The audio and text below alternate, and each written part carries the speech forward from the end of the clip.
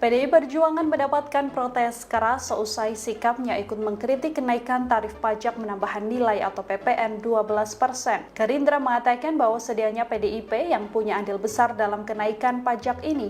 Elit PDIP pun dinilai lempar batu sembunyi tangan. Wakil Ketua Umum Gerindra Rahayu Saraswati mengaku heran dengan sikap PDI Perjuangan yang mengkritik kenaikan PPN menjadi 12%. Padahal, menurut Rahayu, fraksi PDIP lah yang menjadi Ketua Panitia Kerja atau Panja pembahasan RUU Harmonisasi Peraturan Perpajakan atau RUU HPP. Kala itu kader PDIP Dolvi O'Neil Frederick Palit yang menjadi Ketua Panja.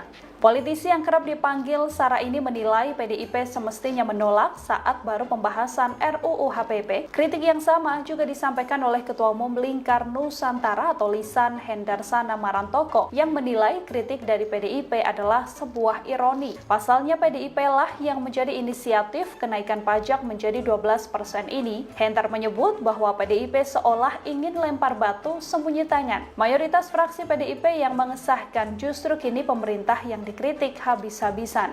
Menurut Hendar Sama, pemerintahan Prabowo justru mengambil jalan tengah atas keberlakuan kenaikan PPN 12% tersebut agar tidak membebani rakyat kecil.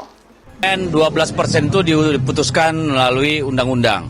Undang-undang itu diusulkan oleh pemerintahan Presiden Jokowi. Pada saat yang sama, PDI Perjuangan ada di komisi itu, dan komisi itu menunjukkan PDI Perjuangan menjadi ketua panja kalau saya tidak salah. Jadi itu adalah keputusan DPR RI, bukan inisiatif Presiden. Bukan inisiatif dari PDI Perjuangan. Jadi salah alamat kalau dibilang inisiatornya PDI Perjuangan. Karena yang mengusulkan kenaikan itu adalah pemerintah dan melalui Kementerian Keuangan. Pada waktu itu disetujui dengan asumsi bahwa kondisi ekonomi internal kita dan kondisi global itu dalam kondisi yang baik-baik saja. Tetapi kan ada permintaan dari sebagian fraksi di DPR agar ini dipertimbangkan.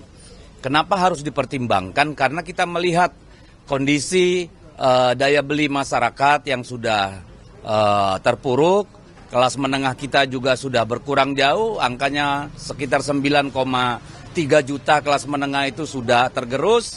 Lalu kita melihat dolar naik gila-gilaan, dan sebagaimana yang disampaikan oleh Jokowi sebelum berakhir masa jabatan, 2025 itu ada ancaman badai PHK.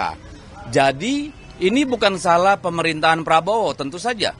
Ya, yang diminta teman-teman itu juga bukan membatalkan undang-undang itu atau kesepakatan yang sudah dibuat di DPR, tetapi meminta pemerintah mengkaji baik buruknya dari kenaikan PPN itu bagi rakyat. Bagaimana itu betul-betul bisa menghasilkan dana tambahan bagi APBN. Untuk menutupi defisit yang ada di APBN. Jadi sama sekali bukan menyalahkan pemerintahan Pak Prabowo, enggak, karena memang itu sudah given dari kesepakatan periode sebelumnya gitu. Nah, jadi ini sebenarnya permintaan untuk melihat kembali kondisi rakyat kita yang banyak ya, yang akan terdampak dengan situasi ekonomi baik internal maupun secara global.